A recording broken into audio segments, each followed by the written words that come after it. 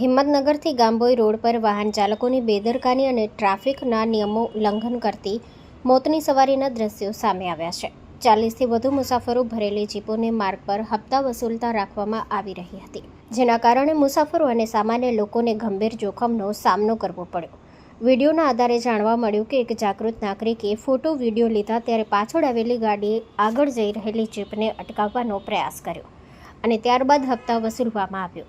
Himmatnagar Gambhoi road પર 2 કિલોમીટરના અંતર પર 40થી વધુ મુસાફરો ભરેલી જીપો ઊભી રહેવાની જગ્યાએ આગળ વધતી રહી, જ્યારે સ્થાનિક ટ્રાફિક પોલીસ દ્વારા હપ્તા વસૂલતા દ્રશ્યો દેખાયા। જાહેર હિસાબે કેટલીક જીપો પાસે ડ્રાઈવરને લગાડીને અને અન્ય લોકો પીછે લટકીને વાહન ચલાવતા જોવા મળ્યા, જે જીવ માટે અત્યંત જોખમી છે।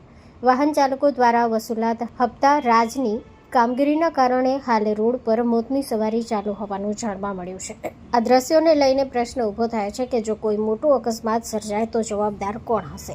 જિલ્લા ટ્રાફિક પોલીસ કે હપ્તા વસૂલતા વાહન ચાલકો? હાલની સ્થિતિમાં માર્ગ પરના હપ્તા રાજ અને વાહન ચાલકોની બેદરકારી યથાવત છે। Story report by Pravin Sidabhi, Sabarkantha.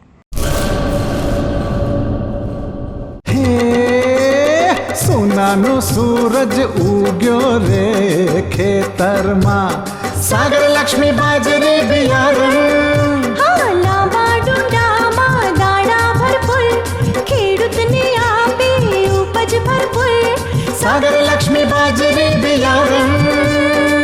સાગર લક્ષ્મી એગ્રીસીડ્સ ઉત્પાદિત હાઇબ્રિડ બાજરી બિયારણ જ વાવો।